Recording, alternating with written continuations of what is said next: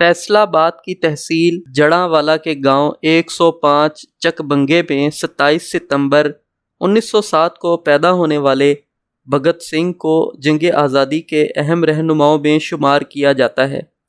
ان کی یادیں آج بھی اس گاؤں میں ان کی رہائش گاہ اور اسکول کی صورت میں موجود ہیں، جنہیں دیکھنے کے لیے دنیا بھر سے لوگ یہاں آتے ہیں۔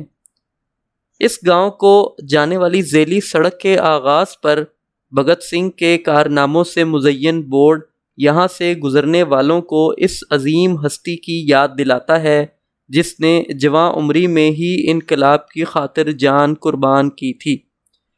چند ہزار نفوس پر مشتمل اس گاؤں کی آبادی میں اکثریت ان افراد کی ہے جو 1947 کی تقسیم کے بعد انڈیا سے پاکستان آئے تھے۔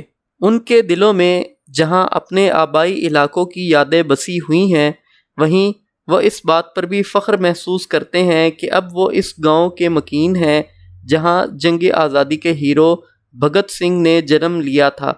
یہاں اب کوئی سکھ یا ہندو خاندان تو رہائش پذیر نہیں، تاہم بھگت سنگھ کی حویلی کو ثقافتی ورثہ قرار دے کر اصل حالت میں بحال کرنے کے بعد ایک فوٹو گیلری میں تبدیل کر دیا گیا ہے۔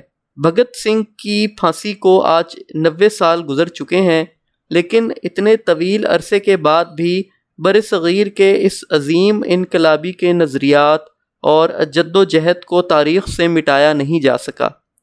برطانوی سامراج کے خلاف آزادی کی جد و جہد میں ہزاروں لوگوں نے جانوں کا نذرانہ پیش کیا، جبکہ لاکھوں لوگوں نے سامراجی جبر سے آزادی کی جد و جہد میں صعوبتیں اور تکلیفیں اٹھائیں، اور بدترین جبر و تشدد کا نشانہ بننے کے باوجود آزادی کی جد و جہد میں شریک ہوئے۔ لیکن ان میں بھگت سنگھ کو آج بھی نمایاں مقام حاصل ہونے کی وجہ اس کی بلند ہمتی، جرأت، دلیری اور بے باکی کے ساتھ ساتھ اس کے انقلابی نظریات ہیں جو اس کی تحریروں کی شکل میں موجود ہیں۔ یہ نظریات 9 دہائیاں گزرنے کے باوجود بھی آج کی نوجوان نسل کے لیے مشعل راہ ہیں، اور ان میں سیکھنے کے لیے بہت کچھ موجود ہے۔ سب سے بڑھ کر جس عزم اور حوصلے سے بھگت سنگھ نے اس وقت کی دنیا کی سب سے بڑی سامراجی طاقت برطانوی سامراج کو للکارا، اس کی گونج پورے برصغیر کے طول و عرض میں پھیل گئی تھی، اور دیکھتے ہی دیکھتے بھگت سنگھ لاکھوں نوجوانوں کے دلوں کی دھڑکن بن گیا تھا۔ یہ صورتحال نہ صرف یہاں پر قابض برطانوی حکمرانوں کے لیے ناقابل قبول تھی، بلکہ یہاں پر موجود ان کے گماشتوں کے لیے بھی یہ انتہائی پریشان کن اور خطرے کا باعث تھی۔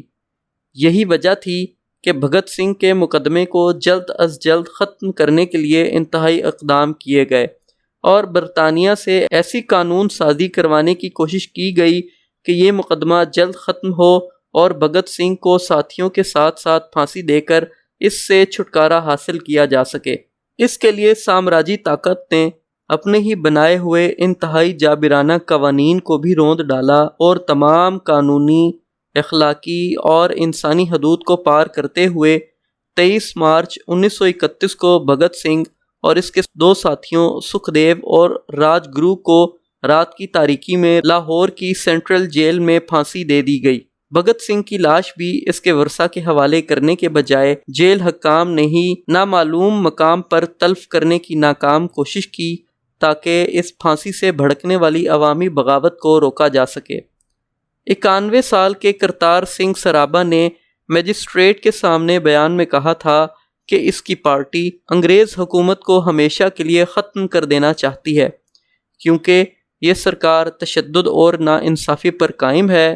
اسے عدالت میں بیان بدلنے کا مشورہ دیا گیا۔ اس نے نہ صرف انکار کیا بلکہ لندن میں پھانسی پانے والے مدن لال دھینگڑا کا بیان دہرایا، جو کہ یہ تھا، جو ملک غیر ملکی سنگینیوں کی نوک سے دبا ہوا ہے وہ ہمیشہ جنگ کی حالت میں ہوتا ہے۔ اسے 16 نومبر 1915 کو پھانسی دے دی گئی۔ پھانسی سے پہلے اس نے کہا، میری آرزو صرف اتنی ہے کہ میرا ملک آزاد ہو جائے۔ میں نے جو کچھ بھی کیا اس کا مقصد یہی تھا۔ میں نے کبھی کسی شخص، ملک، مذہب یا طبقے سے متعلق نفرت کا اظہار نہیں کیا۔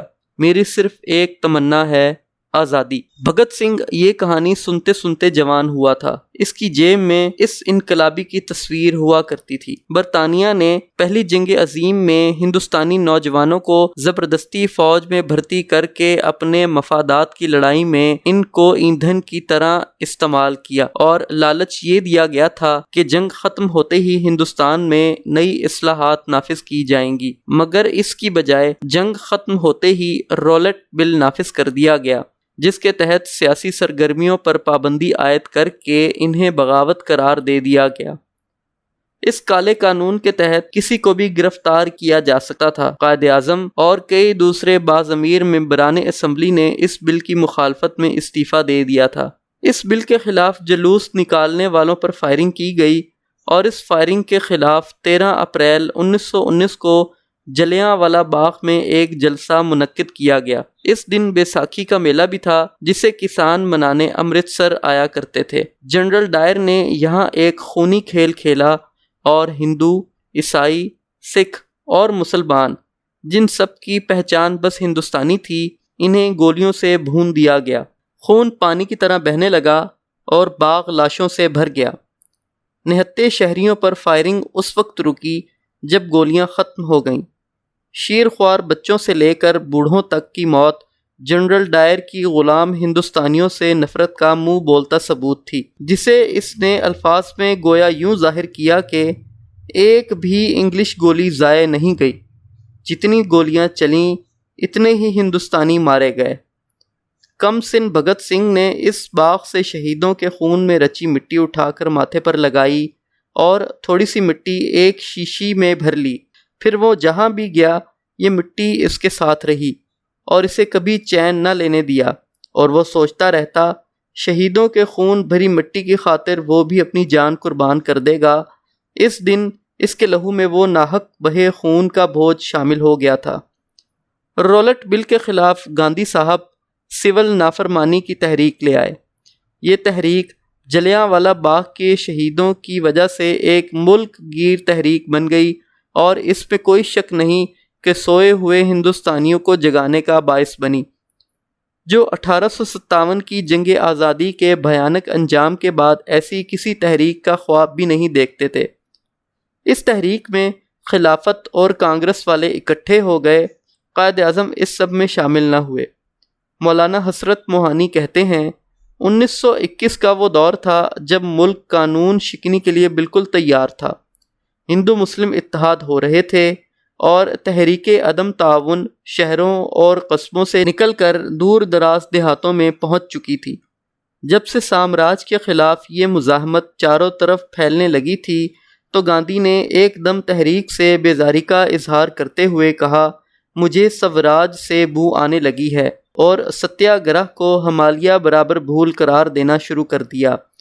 اور پھر چورا چوری کے واقعے، جس میں پولیس والوں نے غیر مسلح مظاہرین پر اندھا دھند فائرنگ کر دی تھی، جس میں کئی زخمی اور کئی مارے گئے تھے۔ جوابی کارروائی کے طور پر مشتعل ہجوم نے تھانے کو جلا دیا، اور کئی پولیس والے زندہ جل کر مر گئے تھے۔ اس واقعے کو بنیاد بنا کر گاندھی نے گرفتار رہنماؤں سے یا کسی سے بھی مشورہ کیے بغیر تحریک ختم کرنے کا اعلان کر دیا۔ یہ عوامی تحریک کی ایسی خودکشی تھی جس کے بعد کئی سالوں تک کسی بھی سیاسی تحریک کا دوبارہ پیدا ہونا مشکل ہو گیا تھا۔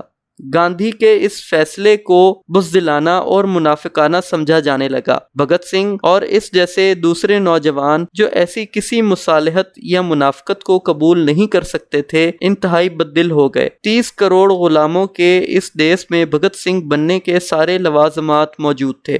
بھگت سنگھ نے نیشنل کالج لاہور سے انٹر کیا، جہاں اسے سکھ دیو ملا۔ ان سب نوجوانوں نے مارچ 1926 میں نوجوان بھارت سبھا قائم کی۔ بھگت سنگھ اس کا سیکرٹری تھا اور رام کشن صدر تھا۔ اس پارٹی کی مالی مشکلات کو حل کرنے کے لیے ڈاکے ڈالے جاتے تھے۔ بھگت سنگھ اپنے مقصد کے ساتھ اتنا جڑ گیا کہ اسے دنیا کے باقی کسی کام کا ہوش نہیں رہا۔ نوجوان جب رومان پرور خواب دیکھتے ہیں، بھگت سنگھ نے آزادی کے خواب دیکھنے شروع کر دیے تھے۔ بھگت سنگھ کو جب شادی کا کہا گیا تو اس نے خط میں اپنے والد کو لکھا، یہ وقت شادی کا نہیں ہے، مجھے وطن پکار رہا ہے، میں نے عہد کیا ہے کہ تن من دھن سے ملک کی خدمت کروں گا اور پھر یہ ہمارے لیے کوئی نئی بات نہیں ہے۔ ہمارا پورا خاندان وطن پرستوں سے بھرا پڑا ہے۔ میری پیدائش کے 2-3 سال بعد 1910 میں چاچا سورن سنگھ کا جیل میں انتقال ہو گیا۔ چاچا اجیت سنگھ بیرون ملک جلا وطنی کی زندگی گزار رہے ہیں۔ آپ نے بھی جیل میں بہت سی مصیبتیں جھیلی ہیں۔ میں صرف آپ کے نقش قدم پر چل رہا ہوں، آپ مجھے شادی کے بندھن میں نہ باندھیں۔ پھر باپ نے دادی کی خواہش کا واسطہ دیا، جس کے جواب میں بھگت سنگھ نے لکھا، محترم والد صاحب، آپ کا خط پڑھ کر مجھے حیرانی ہوئی کہ آپ جیسا محب وطن اور بہادر شخص بھی ان چھوٹی چھوٹی باتوں سے متاثر کیا جا سکتا ہے، تو پھر ایک آدمی کا کیا حال ہوگا۔ آپ دادی کی فکر کر رہے ہیں، لیکن یہ خیال نہیں کر رہے کہ ہم 33 کروڑ افراد کی ماں مادر ہند کتنی تکلیف میں ہے، ہمیں اس کے لیے سب کچھ قربان کرنا ہوگا۔ بھگت سنگھ کو پتا تھا کہ اس کا باپ کوئی دلیل تسلیم نہیں کرے گا، اس لیے اس نے گھر بار چھوڑنے کا فیصلہ کر لیا اور جاتے ہوئے ریلوے اسٹیشن پر دوستوں سے کہا، اگر میری شادی غلام ہندوستان میں ہوئی تو میری دلہن موت ہی ہوگی، میرا جنازہ ہی میری بارات ہوگا اور باراتی ہوں گے اس ملک کے شہید۔ بھگت سنگھ کانپور چلا گیا، جہاں اس نے اپنے بنگالی انقلابی دوست باتوکیش دت سے بنگالی سیکھی اور قاضی نظر الاسلام کی مشہور نظم بدروہی، جو انہوں نے سول نافرمانی کی تحریک کے دوران لکھی تھی، گانے لگا۔ سن 1924 میں کانپور میں کچھ انقلابیوں نے ایک پارٹی ہندوستان ریپبلکن ایسوسی ایشن بنائی۔ بھگت سنگھ اس میں شامل ہو گیا۔ رام پرساد کا خیال تھا کہ سب سے بڑا ڈاکو تو خود برطانوی سامراج ہے۔ جب کاکوری سازش کیس میں اسے پھانسی کی سزا ہوئی تو اس نے جیل سے کہا تھا کہ میری آرزو ہے کہ برطانوی سامراج تباہ ہو جائے۔ اشفاق اللہ خان کو بھی اسی کیس میں پھانسی ہوئی تھی۔ وہ شاعر تھا، مرنے سے پہلے گردن پر قرآن باندھا ہوا تھا اور اس نے یہ شعر پڑھا، کچھ آرزو نہیں ہے آرزو تو یہ، رکھ دے کوئی ذرا سی خاک وطن کفن میں۔ یہ سب خون بھگت سنگھ کے خون میں شامل ہو رہے تھے۔ اس کے ساتھ ساتھ وہ تاریخ اور فلسفہ بھی پڑھنے لگا۔ انقلابیوں کے رومانس کے ساتھ کارل مارکس کے نظریات بھی اس کے اندر اترنے لگے۔ یہ یاد رہے کہ بھگت سنگھ کا چچا پنجاب کی سیاست کا پہلا شخص تھا جس نے سوشلزم کی بات کی تھی اور ہندوستان ہمارا ہے کا نعرہ لگایا تھا۔ سائمن کمیشن لاہور پہنچا، نوجوان بھارت سبھا، تقریباً سب ہی سیاسی پارٹیوں نے اس کے خلاف مظاہرے کیے۔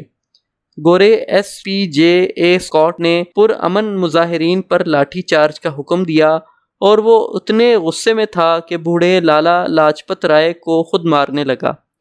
لالا جی زخمی ہو گئے اور کچھ ہی دنوں بعد ان زخموں کی تاب نہ لا کر فوت ہو گئے، جس سے انقلابی نوجوانوں میں غم و غصے کی لہر دوڑ گئی۔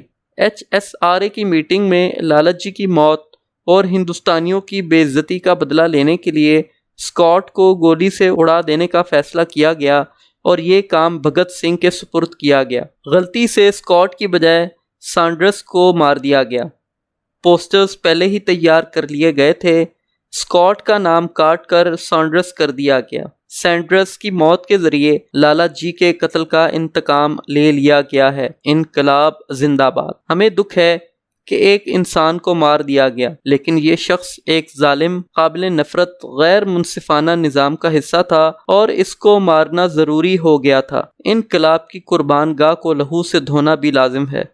ہمارا مقصد ایک ایسا انقلاب لانا ہے جو انسان کے ہاتھوں انسان کا استحصال ختم کر دے گا۔ بھگت سنگھ کسی بھی قسم کے مذہبی یا صوبائی تعصب کا شکار نہیں تھا۔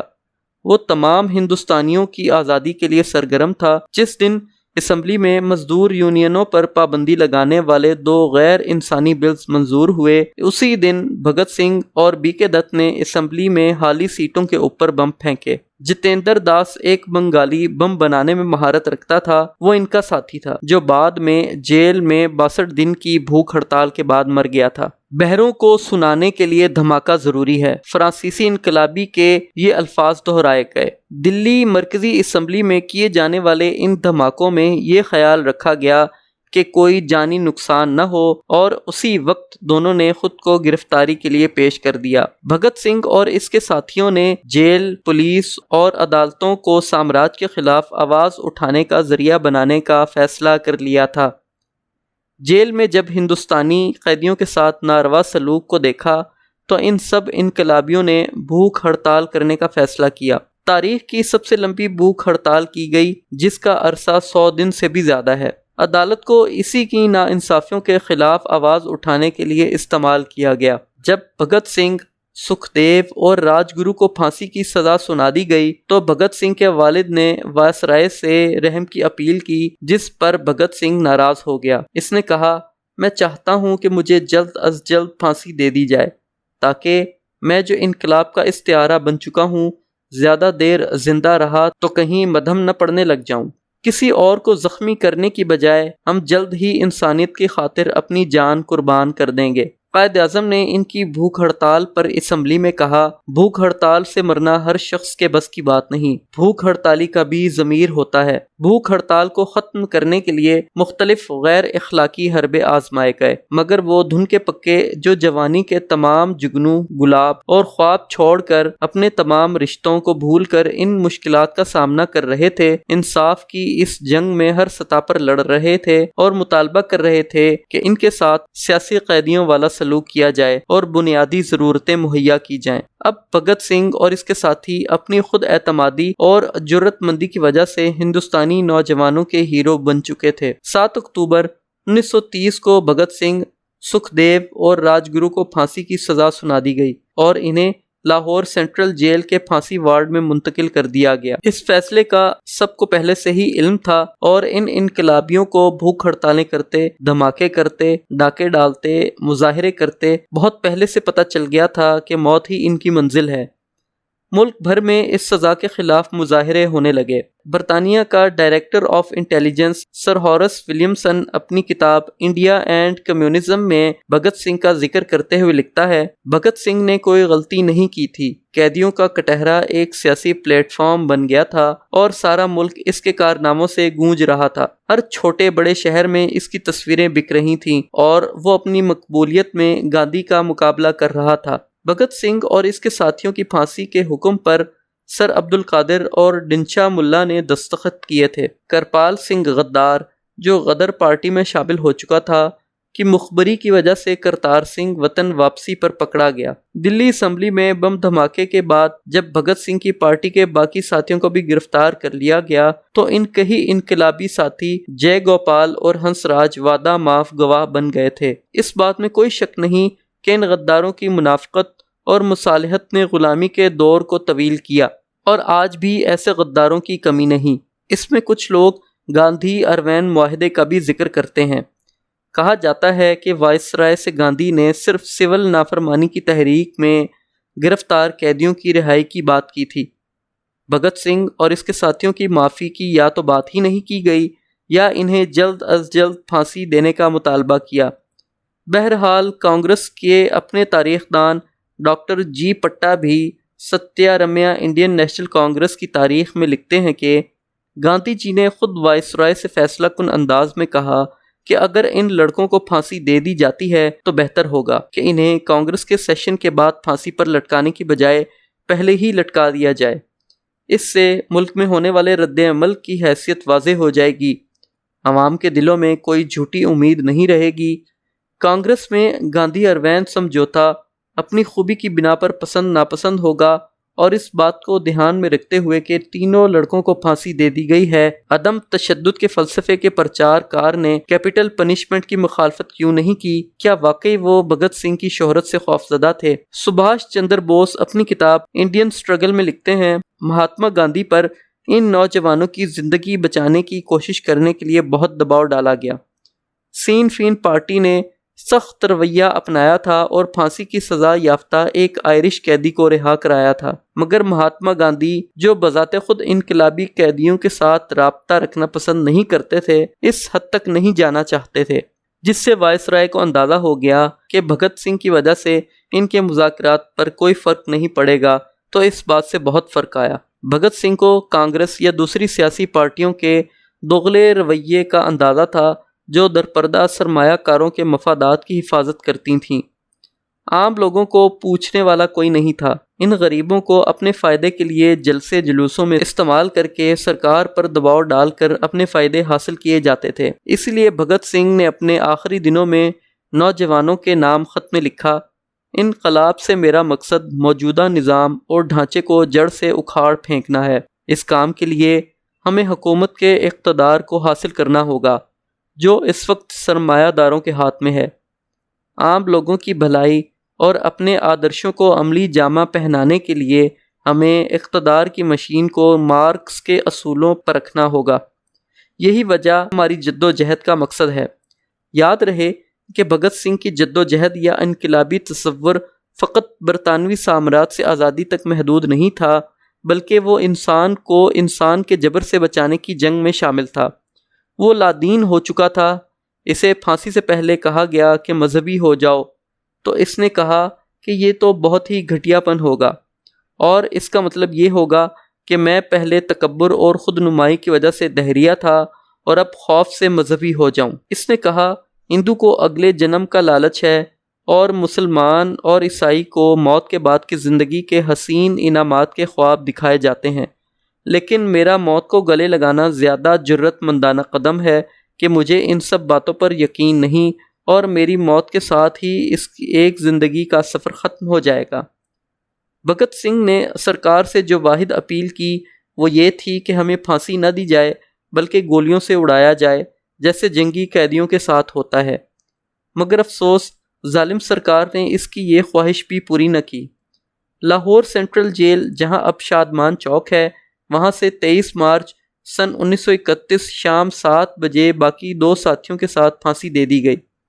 حالانکہ اس زمانے میں پھانسی صبح 7 بجے دی جاتی تھی، مگر اس دن یہ قانون بھی توڑ دیا گیا۔ بھگت سنگھ کے ہاتھ میں لینن کی کتاب تھی۔ پھانسی کے وقت اس کی عمر 23.5 سال تھی۔ پھانسی کے بعد جیل کی پچھلی دیوار توڑ کر لاشوں کو دریائے ستلج کی طرف لے جایا گیا اور انتہائی عجلت میں جلی لاشوں کو دریا برد کر دیا گیا۔ گاؤں والوں کو جب خبر ہوئی تو لاشوں کو نکال کر ان کا باقاعدہ سنسکار کیا گیا۔ بھگت سنگھ اور اس کے ساتھیوں نے کہا تھا کہ انقلاب کے مقتل میں وہ اپنی جوانی لوبان کی مثل لے کر آئے ہیں۔ لائل پور کے چھوٹے سے بنگا گاؤں میں ایک انقلابی خاندان میں پیدا ہونے والے لاہور کے کالج میں پڑھنے اور اسی لاہور کی جیل سے غاصب سرکار کے خلاف سیاسی جنگ لڑنے والے کو اسی لاہور نے پھانسی کا تحفہ دیا۔ آج لائل پور اور لاہور دونوں پاکستان کی ملکیت ہیں، مگر بھگت سنگھ کو اس آزادی کی جد و جہد جو اس نے ہر انسان کے بنیادی حقوق کے حصول اور معاشی آزادی کے لیے لڑی تھی کے باوجود ہم نے ملک بدر کر دیا ہے۔ آزادی کی یہ جنگ اپنا راستہ بھول گئی۔ یہ شروع سے ہی اس کے مسافر 2 راستوں کے راہی تھے، ایک بھگت سنگھ کا معاشی برابری کا سوشلزم کا راستہ اور ایک کانگریس مسلم لیگ جیسی بڑی سیاسی جماعتوں کا سرمایہ دارانہ نظام کی حفاظت کا راستہ۔ بنگا گاؤں میں لوگوں نے اپنے خون سے لکھا تھا کہ ہم شہید کی موت کا انتقام لیں گے، مگر یہ کیسا انتقام تھا جو قاتلوں سے تو نہیں لیا گیا مگر خود سے ہی بار بار لیا جاتا رہا ہے۔ جب ہندوستان تقسیم ہوا اور پھر پاکستان تقسیم ہوا تو بنگالی جتیندر داس، پنجابی بھگت سنگھ اور یوپی کا چندر شیکھر آزاد سب ایک دفعہ پھر پھانسی پر چڑھ گئے۔ سرمایہ دار گوری چمڑی سے نکل کر بھوری کھال میں گھس کر مجبور عوام کی پیٹھ پر اسی طرح کوڑے برساتا ہے۔ کوڑوں کی شکل بدل جاتی ہے مگر پیٹھ کے زخم وہی ہیں، بالکل ویسے۔ غلامی کی شکل بدل گئی ہے مگر غلام وہی ہیں، ویسے کے ویسے۔ اگر آپ کو ہماری یہ ویڈیو پسند آئے تو اس ویڈیو کو لائک اور ہمارے YouTube چینل شخصیات کو سبسکرائب کریں۔